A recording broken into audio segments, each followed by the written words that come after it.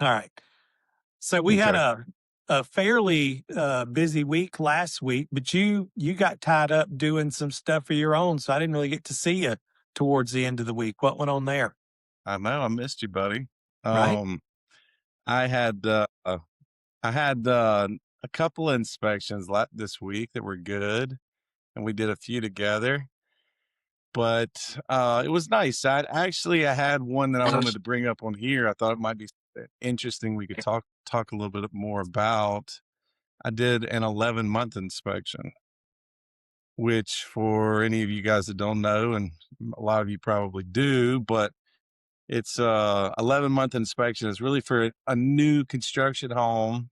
Um, and you're coming in, you may have a 1-year warranty with the builder. And this is 1 month before that 1-year warranty ends. It's an opportunity to get a, a skilled set of eyes in the house, take a look at everything, maybe some things that were fixed or not fixed on the original inspection. Or it could be in this case, which was kind of interesting. I didn't do the actual original inspection. Yeah. So I kind of just treated it as a new home inspection, right? I just looked at everything. I would do that anyway. But yeah, I just thought that was interesting. 'Cause I've been marketing a little bit for the 11-month inspection. I was glad to start to get some of these calls. Um, I wasn't expecting to get one necessarily right away. Are you seeing a lot of these from people that you do inspections for the first time, or are you I mean, because I thought it was kind of unique to get something from somebody that did not do the original home inspection. So Well, yeah. tell me on your side, um, what are you seeing?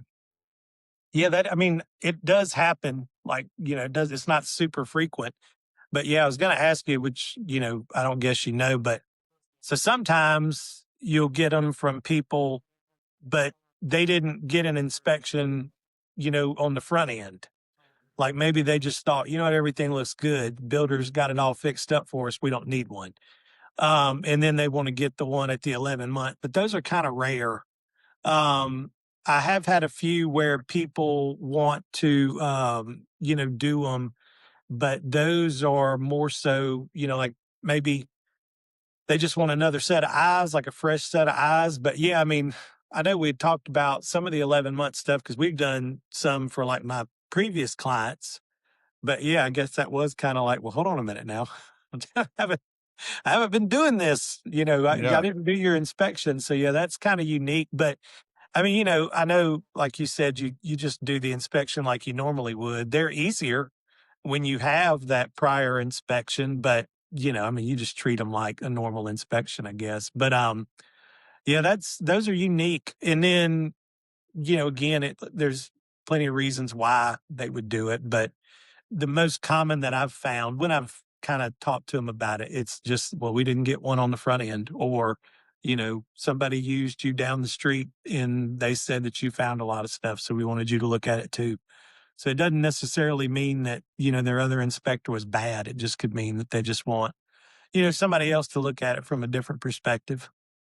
Yeah, it was kind of interesting. I think being a builder for most of my life, my career, I should say, I've kind of seen this 1-year warranty. I did a lot of new homes. We talked about that last episode or whatever, and I did a lot of new homes. So it's kind of an interesting little facet of the warranty to kind of see this 11-month warranty. It really makes a good sense. It makes a lot of sense to me. It's just kind of an investment um in your property to kind of see where it is and what may come up. It does kind of make sense to have another set of eyes, to be honest with Yeah. you, to have somebody look at it. I mean, even if it's not the same guy, you may get another set of eyes. Maybe something comes up that you weren't expecting to see that you didn't see on the first inspection. So I think it went well. The people were happy.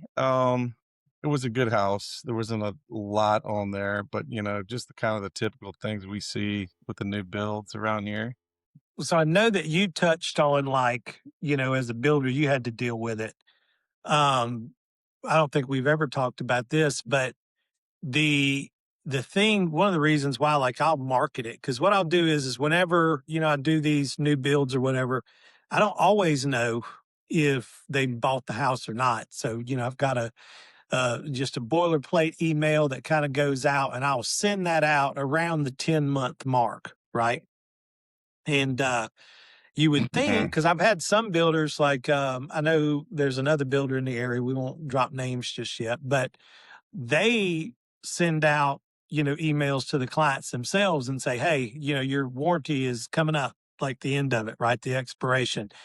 Now would be the time to get another set of eyes on it. But from what I see, especially with like a lot of the spec builders around here, they're not, they're not saying like, hey, what you ought to do is get somebody to find some of these problems for us to fix, so I don't know, how you approach that as a builder, but that's one of the reasons why, I'll market it, because I don't think the builder really lays it out so cut and dry, like, hey, this is something else Mhm. you can do. I think they're just more like, hey, if you run into anything, just let us know. And they kind of leave them with it. So I don't really know how much information they get. I know just based on like the clients that I talk to, there's, I'm not going to say that they understand that there's a warranty, but I don't know that they're clear on like the process. But like, since we're coming out of that. How did you approach that? Like, is that standard? Or, is there, because the other builder that does it, I think they would reach out like 9 months or so. I think that's what a couple of the clients said. They would try to reach out to you 9 months and let you know, like, hey, you're starting to approach the end of this thing. So if you've got any problems, now would be the time to start letting us know, to address it. Yeah, no, that's good thoughts. I think it's interesting. Like, I think a lot of homeowners are probably pretty reactive with all this. They're just trying to live their lives. They moved in a new house. The builders probably aren't telling them a lot about warranty. A lot of builders don't want to be dealing with warranty calls. It's kind of like, hey, we've already finished this job. What are we having to deal with? But it's part of the contract. So, and it should be a part of the contract. So maybe something we could talk about today too is, as a homeowner, what to be looking for during this 1 year warranty, and what should that look like? What should you be prepared for? And I'd probably say, as a builder and a homeowner, I'd probably be looking for, it's your contract, right? What's in your contract, and does it have separate warranty agreement? And what is that? What's the language in that? I think Yeah. that's will kind of guide you to what's actually covered. Um, what's your responsibility? And there's a lot of things that you need to be, as a homeowner, need to be keeping up with to make sure that those warranties stay in place. That's probably where the disconnect, I feel like, is, because people know that they have a warranty of sorts, but I don't think they know the ins and outs of it. Like, for example, when we say builder warranty, not all builders, some builders do have their own warranty department. So, they'll have, their own claims team that works on that stuff. But smaller builders may go aftermarket and, buy a policy through, like any kind of warranty company, just like the home warranty stuff. I know that there's companies out there that provide those, but yeah, I know. I tell you, we can just go ahead and table everything else we had kind of set up and just kind of dive into this, because there's plenty to talk to about it. But I know, back when I was in the thick of that, it was a 210 warranty. That was pretty much standard. You had 2 years for, defects and workmanship and stuff. And then after that, had like 10 years on the structural.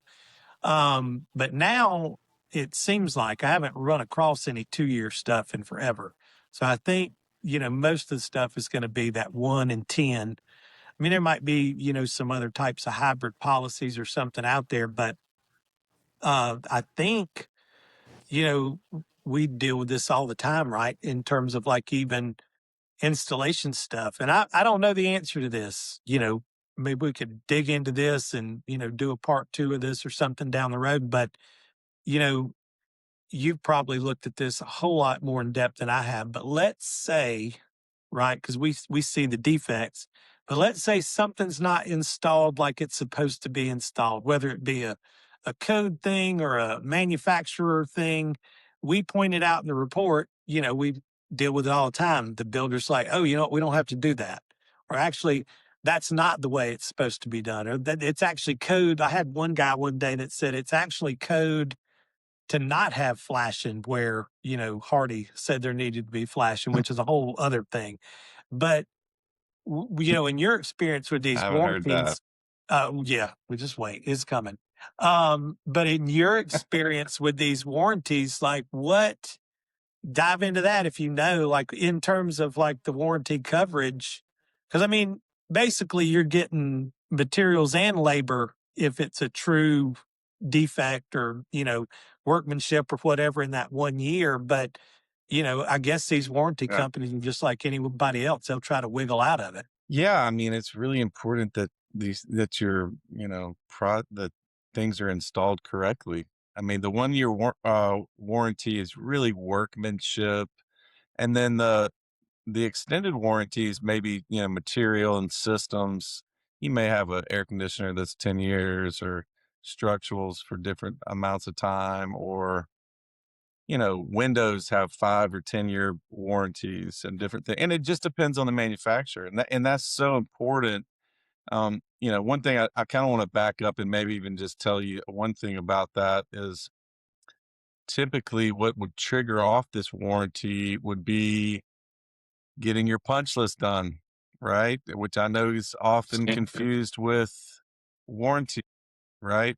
But a punch list is really something that happens before you move in. This is a list of defects or items that just haven't been complete that need to be completed before you move in. And then you'll also have what do we call like a certificate of occupancy, which is like a jurisdictional document.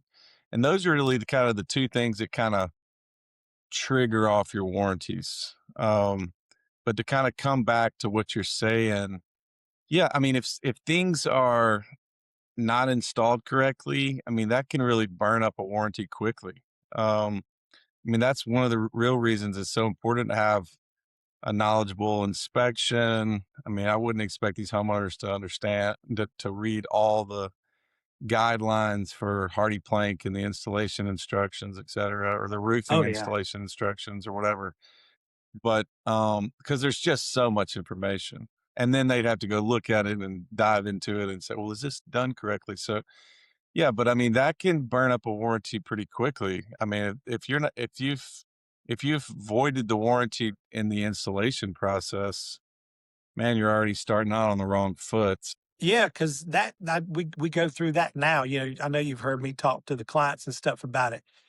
Like, some of this stuff with the fiber cement siding, they use like around here, they're using a mixture. It's like fiber cement, and then they're using like sometimes it'll be like this composite stuff. I know one of the popular brands is like Miratech. There's Georgia Pacific. I mean, there's a bunch of them, but they'll use like a mixture of materials. Whether it be just one of them looks better, one of them's easier to get, one of them's cheaper. Who knows? But they'll kind of mix and match, the install specs on them, right? And then one of the common things that we see is, the horizontal flashing on this stuff. And, they just don't do it.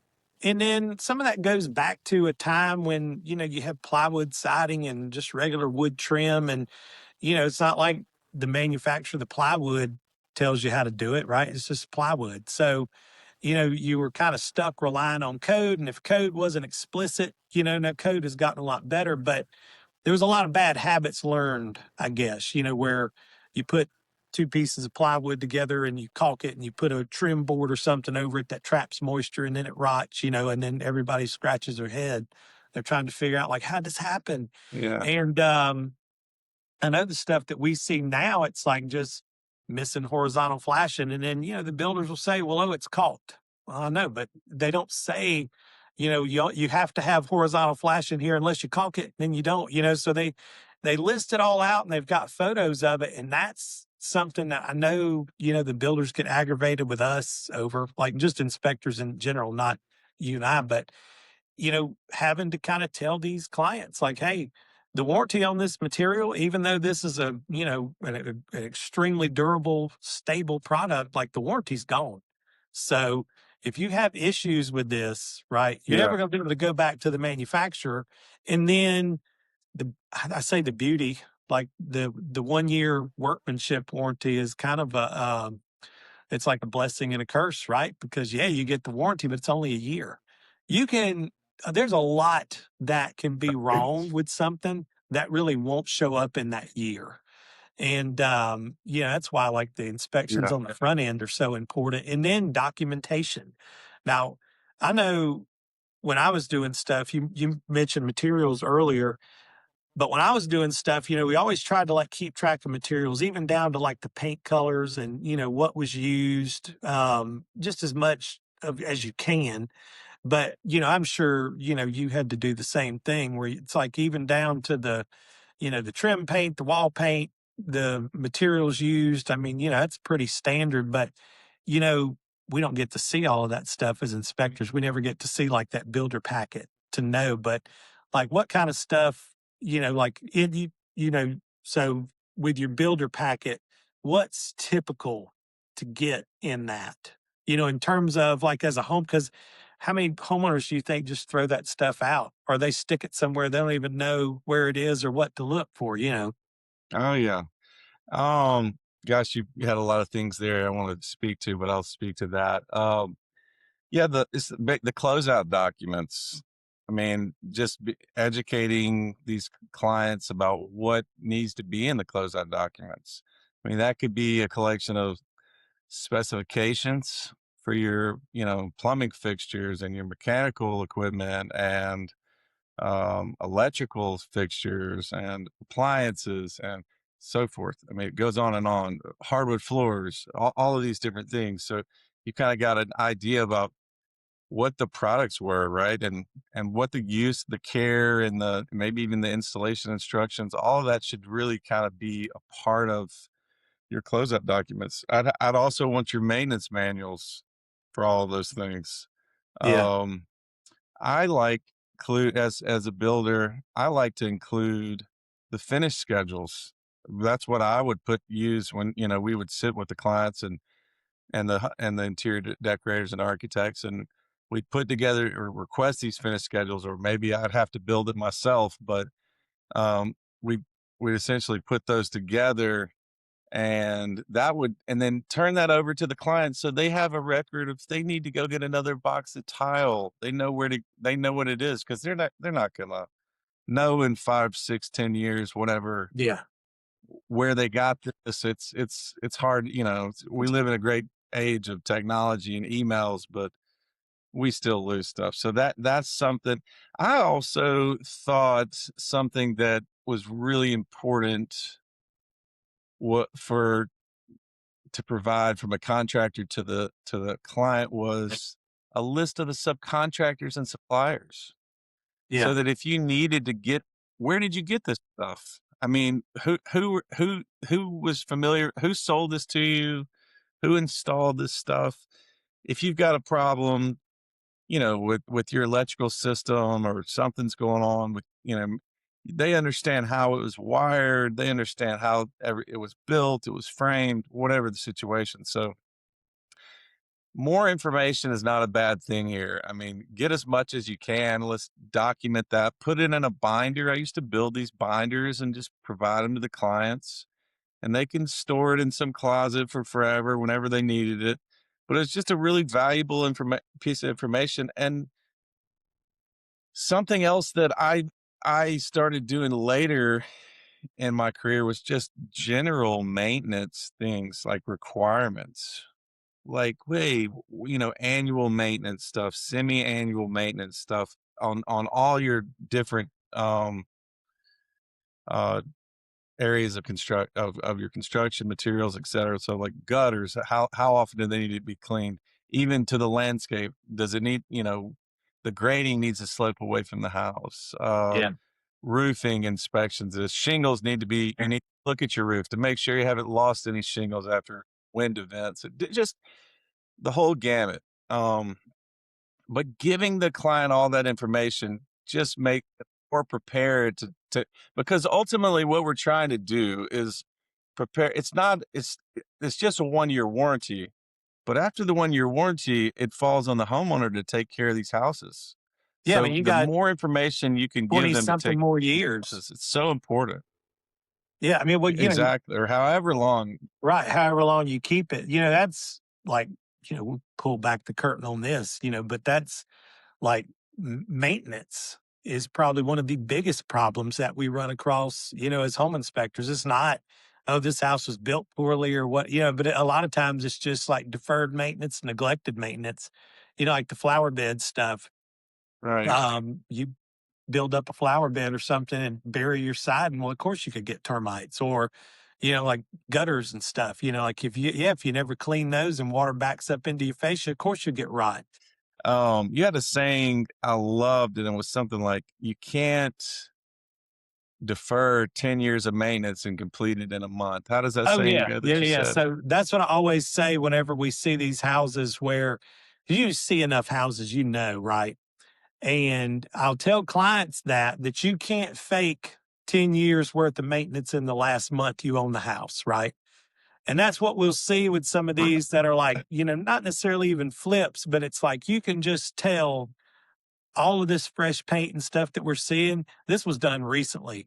But in the 10 years prior or the 5 years prior or whatever, there wasn't any stuff done. So let's not get caught up with all these new bells and whistles because this is just window dressing for the problems, But yeah, that goes on, That going back to like the maintenance stuff and even like the materials. I know just as a contractor, like you would go to somebody's house to fix stuff, and then of course they're like, "Hey, can you match this?" And it's like, "Yeah, do you know it where they got it?" Well, no. Oh, well, this is probably gonna be kind of hard to match. And yeah, then, same thing with paint. Like they can you fix this hole in the drywall? Absolutely. Can you match the paint? Well, I can try. Be nice if you had a can of it laying around, but we'll see paint every now and again. exactly. We don't see a lot of spare flooring and stuff. I always tried to leave that stuff, but I guess because all of these houses use the same types of flooring, even probably down to the same colors of paint, they just take it from one job to the next. They're using all of it. Like if when I was doing stuff like that, obviously you'd buy enough for what you needed. And then if there was extra, you just left it. But I guess they're taking the overruns and the extra Right. for the next house and using it. Um, One thing, that I did want to touch on, and I know You you've see seen that this. more in track building. Oh yeah, absolutely. Where they're, the floor plan changes, but the materials are the same in each one. One thing I did want to talk to you about with this, since you've kind of brought it up.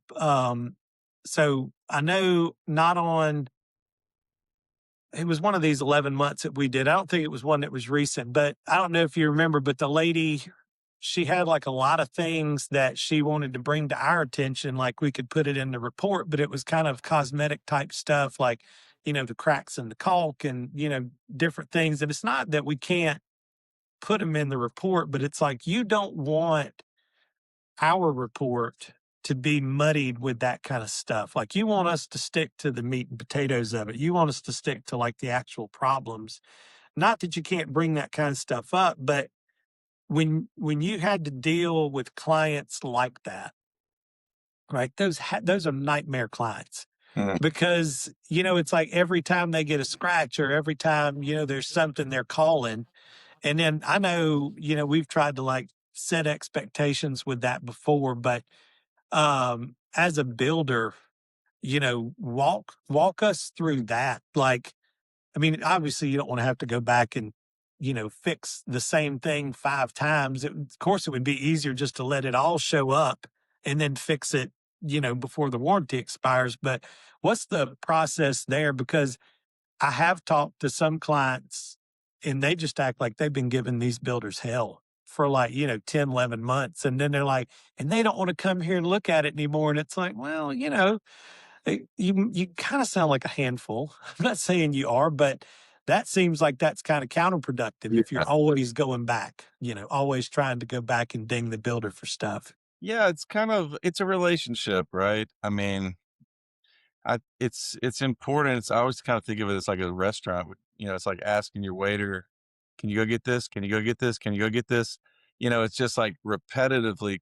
Really, the way that I like to do stuff is again up front, and let's just have really good communication up front, and let's try to gather.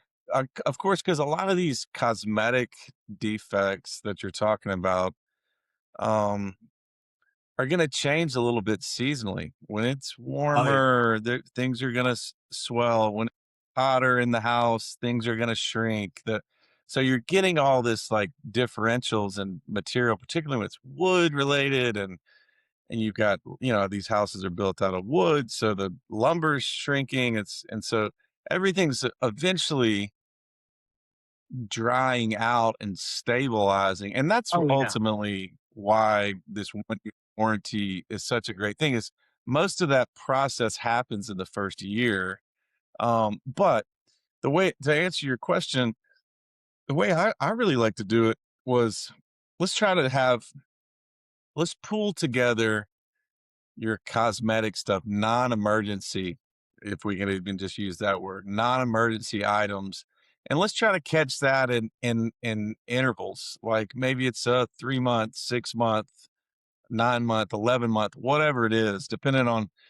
Hopefully, it's not that many, but ultimately help them understand kind of how the process works and why you're getting some of this stuff and why it's better, because ultimately, really, it's in the best interest for everybody for us to not have contractors come in your house every weekend. I know what happens is, the wine gets flowing on a Saturday night and they're excited about their house, but they start looking at little nail pops and they're looking at little things, and you may even get a call on a Saturday night and be like, "I want to get you over here or something, Monday morning to get it happens." Well, I And know you were, it's whenever. not the call you love to get on Saturday. Do what? Well, I know whenever you first started working with me, like, I going through, like, how come you, wanted to get out of it. And that was like some of it was, it's like, hey, you just get somebody, they might have had a bad day at work and then they'll come home and,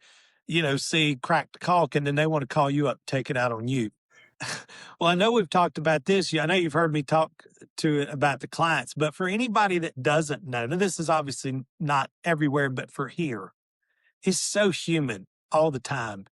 And you've got all these building materials that are even down to the drywall. They're brought into your house, right? Listen, if you get a house built in the summer, those are always going to be the worst, because all of that stuff absorbs that humidity as it's sitting in this house because the air conditioner's not installed, it's not climate controlled, it's not running. So they start putting up trim, they start finishing drywall, and then you get in there, you start running the heat in the winter and running the air conditioner in the summer. And guess what you're doing? You're pulling all of the humidity out of these products. Well, when you do that, obviously it's going to shrink. So that's when you exactly. start seeing the little hairline cracks in some of the drywall. Some of it's going to be settling, but you can get like the little hairline cracks. You can get the cracks in the caulk. And that's the kind of stuff that, like, obviously, if you ask the builder, most of the time they're going to take care of that kind of stuff for you. But, we get beat up on that. Like, are you guys going to say anything about that caulk? And it's like, they could caulk that today, and 3 months from now, it's going to be right back. Let everything dry out, get all the humidity sucked out of this thing, let Yeah, everything shake out, and then you want to deal with that. But you could chase your tail on that kind of stuff every month. that's right. That you could run yourself ragged just trying to do that. And I That's know, exactly right. yeah, I mean, I had to explain. I mean, I've been explaining that to people for years. And, even whenever I would do jobs for people, it's like, hey, there's a high likelihood that the caulk on this crown molding might crack, right? If it does, call me back. I'll fix it. But there's nothing I could do. It's been raining for a week. This stuff's been sitting out in your garage. It's just absorbed this stuff. There's no way around it. Yeah, you're totally right. And honestly, those are cosmetics, and they can all be taken care of. It's really in the best interest to just have the contractor come in once or twice during the process, and let's take the care of those before your 1-year warranty's over, and knock all those out and take care of it. But what we do want to know about it as a builder, I do want to, this is important. I don't want to gloss over the most important stuff, if you have systematic issues like mechanical equipment acting up, water heaters were acting up, leaks, building envelope, structural, anything that is related that's emergency, call your builder and notify. In fact, your best interest if you're something's happening with the house, you could potentially end up voiding your warranty by not reporting shingles or something that water's getting into your roof. And communicate with your builder if it's important. Go ahead and tell them. It doesn't need to wait for these intervals. But as far as the cosmetic stuff, and I think that's what typically a lot of the clients get caught in, which I totally understand. They want it to look pretty. Um, but let's capture those in some sort of intervals, and those and they can, and the builder can take care of those, and it's no problem. They can, but it doesn't need to be, I found another nail pop, come out here Monday, come out here Monday, come out here the next Monday. That doesn't need to happen. I think you can come in and just take care of all of that maybe 2 or 3 times during the warranty and be done with that. Another document I thought might be nice to, when we were kind of briefly talking about this earlier, it kind of came to mind, was um, the National Home Builders Association has a construction performance guidelines.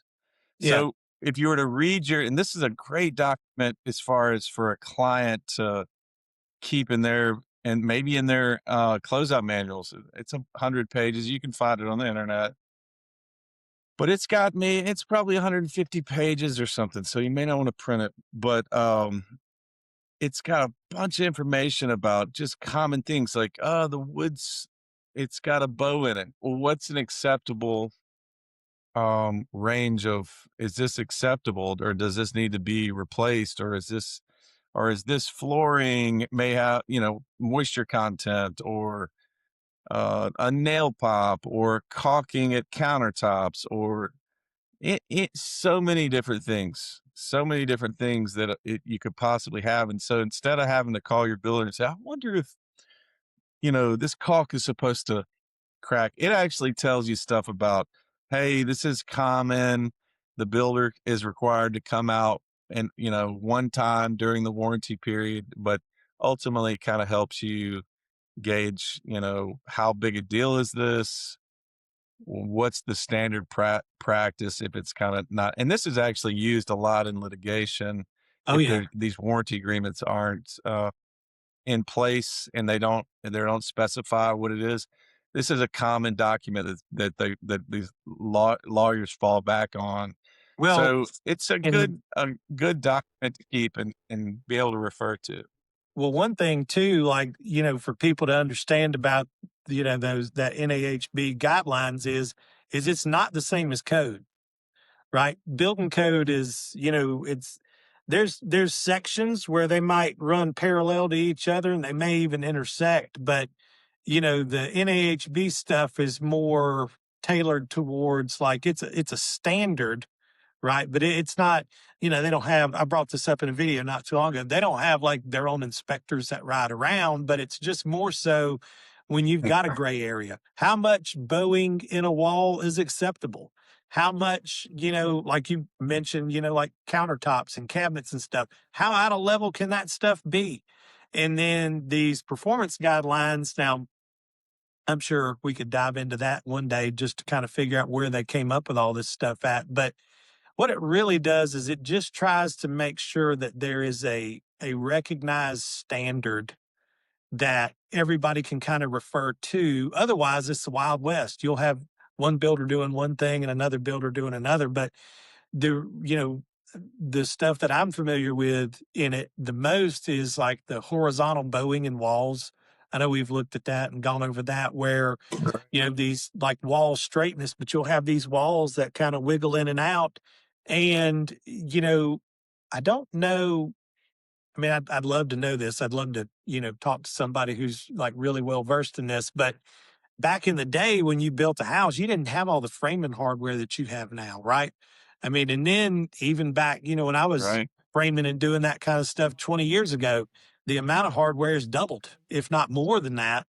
So you'll have these metal straps and stuff on studs. And then, of course, there, by the time you factor in the straps and the nails, that's a 16th of an inch or more. And then, around windows, especially, you'll get little humps and bumps in the walls. Well, we'll always get asked about it. Like, what do you say about that? And it's like, believe it or not, it's only a quarter inch, or no, it's a half inch over 32 inches, which sounds, that sounds nuts.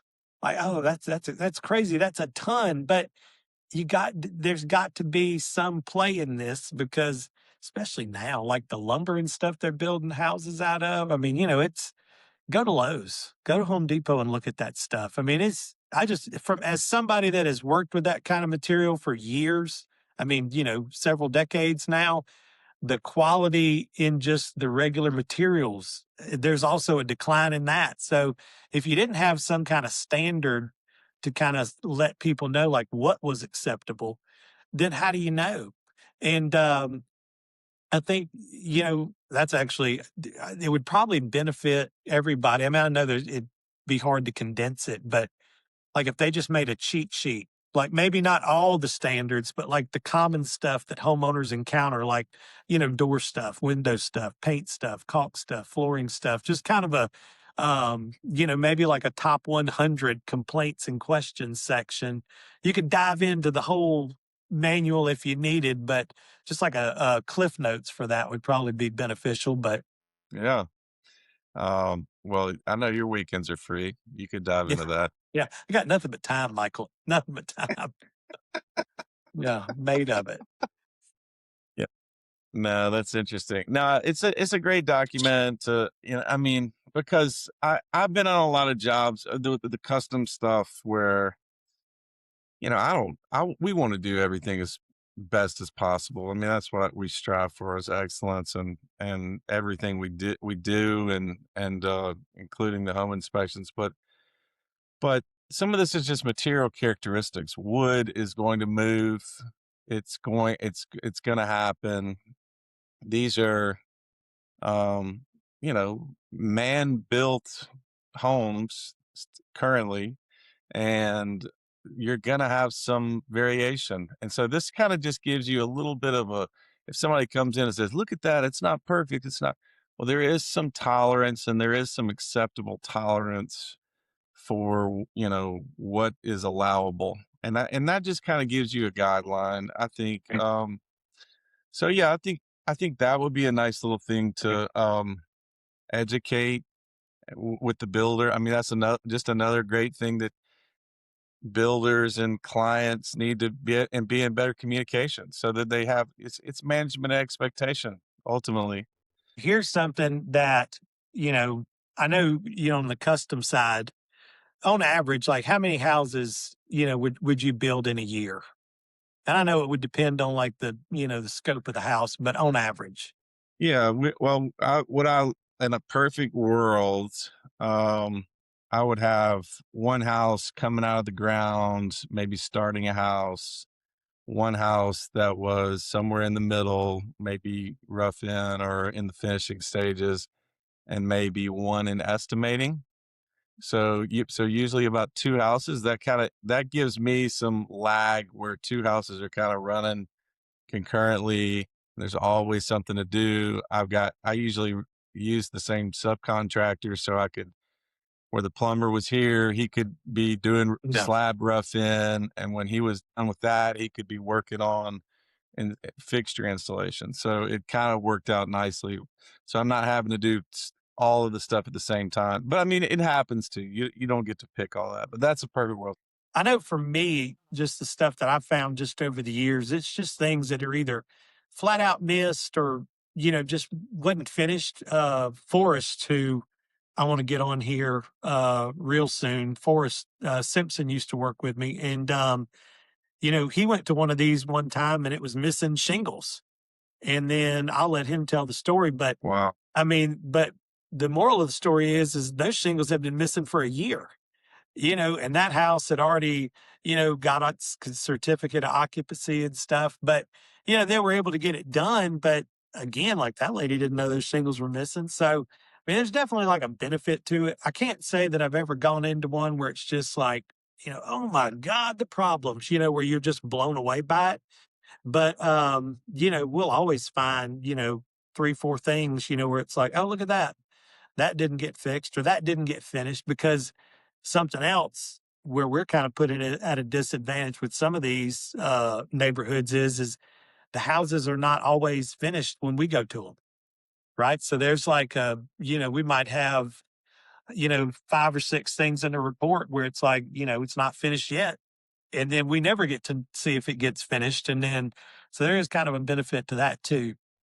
What are you seeing the clients most concerned about at these 11-month inspections? Are they asking you a lot of questions about how did this turn out, or what are you seeing being their biggest concerns? Uh, I think they're always, that's kind of why I brought up that cosmetic stuff, because I know that there's a lot of that where people are really concerned about that. I don't think it's more like they think their house is falling down, but I do think they get it. It's like you said earlier, they're sitting around on the weekend trying to watch TV and they're just steadily looking at that crack in the crown mold. Or, like they're looking Yeah. at, or they got a door that's rubbing the jam or something. It just is the bathroom door and it just drives them nuts. But a lot of times when they do have issues like that, it's the things that they're using every day. It'll be cabinets, appliances, Mhm. electrical stuff, even, and that kind of stuff. I mean, obviously that does fall under, their warranty stuff, but that's the kind of stuff that, like, I just know when I was a contractor, I tried to think about that kind of thing because it's always, the old expression is the squeaky wheel gets the grease, right? Well, in this case, I would be the grease and the squeaky wheel is them calling and complaining. So if there was something that they were going to use all the time, even if we weren't finished, it's like, let's just make sure this works like 100%. We'll come back and, finish the rest of this stuff, but this needs to work because I don't want to hear about this door not closing or, the hardware being loose. Even if we got to take it off 3 more times to paint, I don't want to listen to this. But there's a lot of that kind of stuff. And then I know we touched on this in the first podcast we did where the kind of houses you built are just different than these spec builds. You had more time to plan, you had more time to execute. And then, of course, because of the price point, the materials were more high end. And then, it took more labor intensive processes to get that stuff finished. But I think, a lot of the stuff that we're seeing in these new builds around here, everything that's in that 250, 350 price point. It's just stuff like that. It's like, a doorknob that was tight today that got loose over the last 3 months, or a cabinet door that worked fine, whenever they moved in and now the hinges are loose. So the drawers need adjustment, that kind of stuff. And it's like nagging Right. things, Yeah, that the just, use. yeah. And then it's Yeah. like, it just builds with the client, like the homeowner. They're just, if they don't get out here and fix this drawer, but that goes back to, like you said, where, Right. obviously if you've got stuff like that that affects your everyday life, don't let that fester. Call the builder. They'll try to get that kind of, because they don't want them phone calls either. But if it doesn't affect you, No. if it just looks bad, wait, because there's probably going to be some other stuff that looks bad. We fix all the look bads at one time if we can. And then, the other stuff that affects your quality of That's life, right. get somebody in there for that. Dang, I didn't know we were going to, So make your list. Go ahead. I was going to say, I didn't know that we would go down this rabbit hole. I mean, we're approaching the 50-minute mark here. And I mean, there was a good discussion. I almost, Oh, wow. I but get carried away. yeah, well, for anybody that doesn't know, Michael's very passionate about building, and he, but again, that's you made a living doing that. But he's got a degree in it, and I had this guy one time. He was an accountant, right? And I can't remember exactly how it came up, but he said you don't pick a career where you stare at numbers every day if you don't like numbers.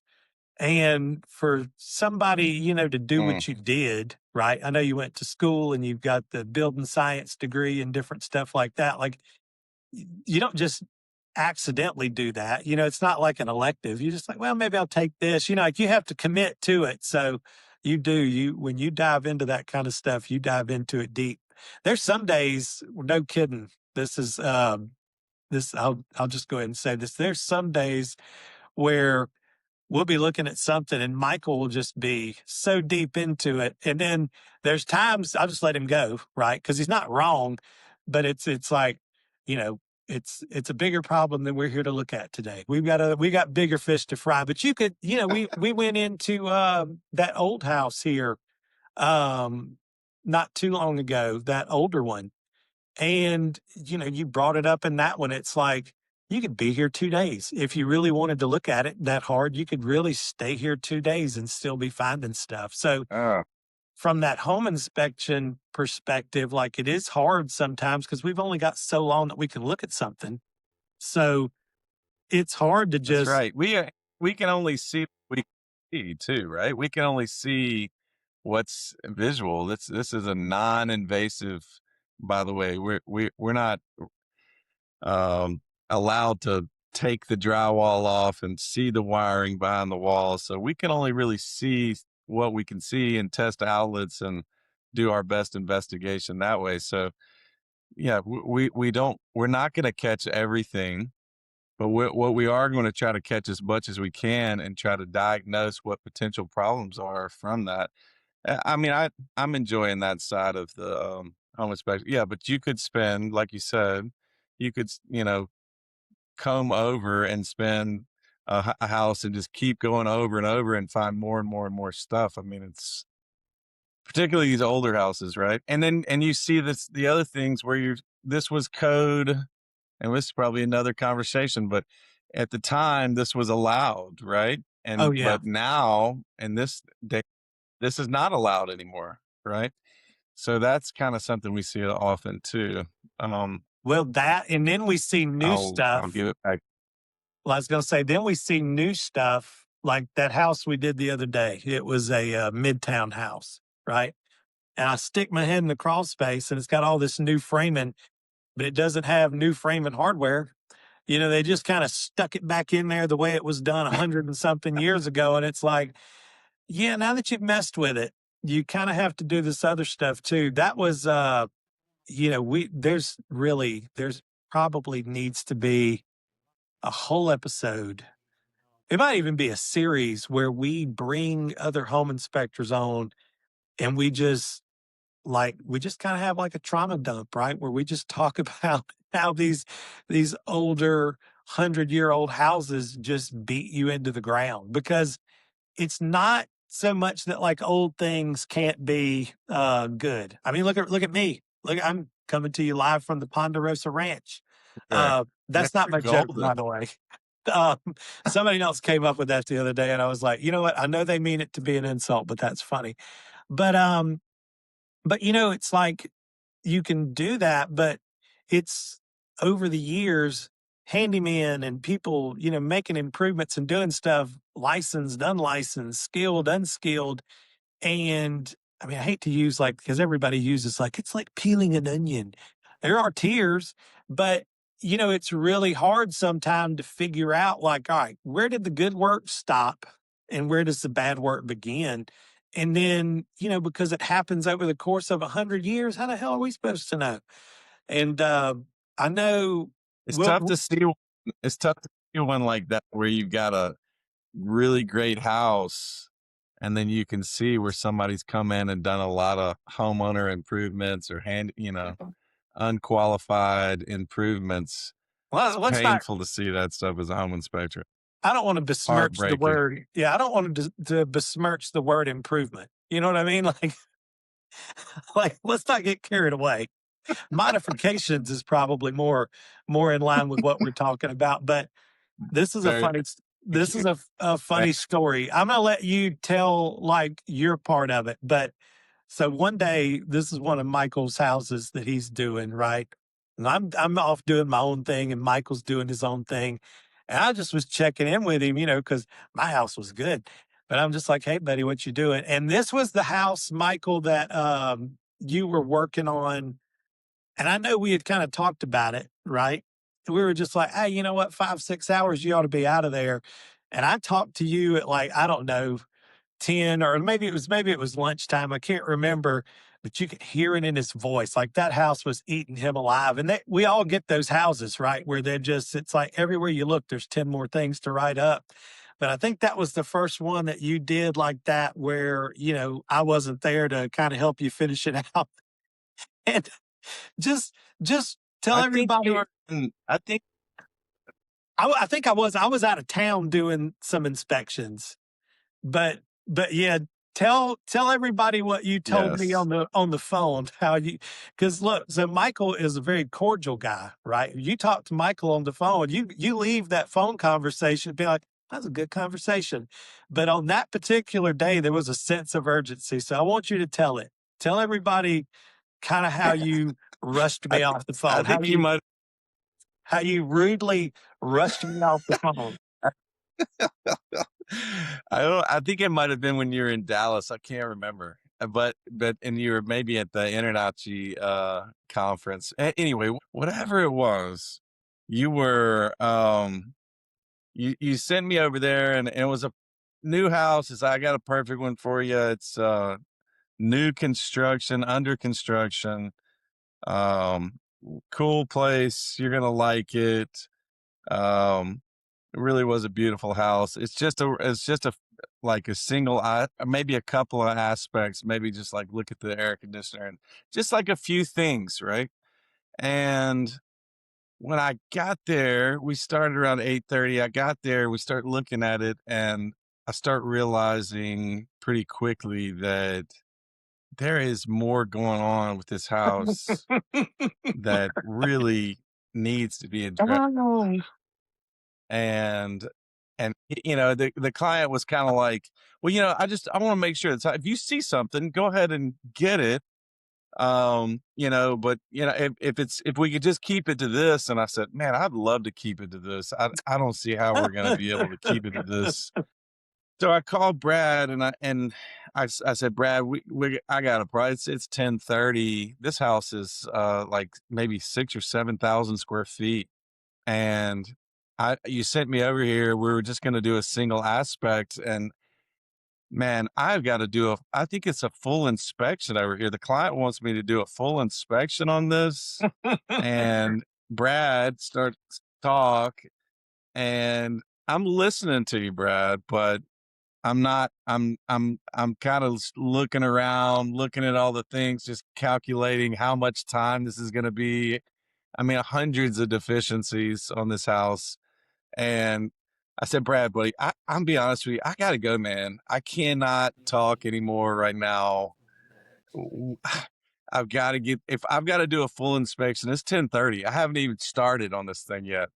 I'm just still looking at all the stuff that you wanted me to look at. So Well, I was going to tell you how it felt to me. This is what I imagined you doing. All right, look, I got to go. I got to get off here. I got to go. I got to go. Bye, bye, bye.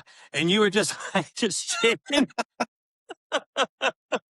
That was a big house. So yeah, to go back to that. So this guy was uh, having like a lot of work done, and contractors had been in there doing some stuff. And what he wanted to do was to make sure that he didn't, turn these guys loose without everything being addressed. Not that the contractors were bad, but just, he had so much going on. It's like, is there something else I should know about before I let them put this roof on? Or is there something else I should be doing before we paint the right. siding, whatever? And, it was like a fixer upper house, but it was like a nice fixer upper. And yeah, that was one of those days where I just, I'm bad about this anyway. Michael, it's going to be fine. And then he gets there. And instead of it being something easy, I mean, it's a 2-man inspection with a 1-man show. And he's just like, hey, Brent, I hate to Uh, cut you off, buddy, but I got to get off here. It's 10:30 and I haven't even done anything. It was so I was good. burning from both ends over there that night, Um, and that was one I took home too. It was like, all right, yeah. let's keep going. Well, I know we're probably running out of time. I don't know if you have anything else. So I'd love to. I No, got the gift to talk too. So. that's pretty much it. I mean, there's some other stuff, but we'll just get into it on the next one. So I know for anybody that's following along on this, we're probably going to do one more, just Michael and I, and then we've got some guests lined up that I want to get on here. So we're gonna do that. And then I did another thing. So I did get a lot of questions. I say a lot. I got another like 4 questions from people, right? Um, Okay. and then so we'll just have to keep a running tally of those. I'll tell you, be honest with everybody, I figured we'd probably have about 20 minutes of stuff to say, and then we'd spend the last, either 10 or 30 minutes just kind of being like, so somebody wanted to know oil-based primer or latex, but I've gotten some really good questions, but when we got off on this 11-month tangent, it was one that needed to be, you know what's the point in just talking about it for a second when there's a lot that goes into that. But I guess we'll close it out here. And hopefully y'all found something yeah. Well, yeah, I mean, there's probably a whole lot more to the builder warranty stuff than even we touched on, but at the same time, this is just like the stuff that we're running across, even like on a day to day. But Yeah. but yeah, we'll dive into some other stuff next week. If you have questions, send it to me anywhere, Facebook, TikTok, YouTube, anywhere you can send it in the comments. Send it to my email, Brad at DueSouthHomeInspection.com. You can find me everywhere at Due South Brad. Michael, tell everybody where they can find you at. You can get me at Michael at GulfStarInspections.com, or you can find me on Instagram at GulfStarInspections. YouTube, same thing. Facebook, Gulf Star Inspections, all over. So it should be the same. Come send me a message. Love to hear from you. All right. Everybody's the best, guys. We'll talk to you in a couple weeks.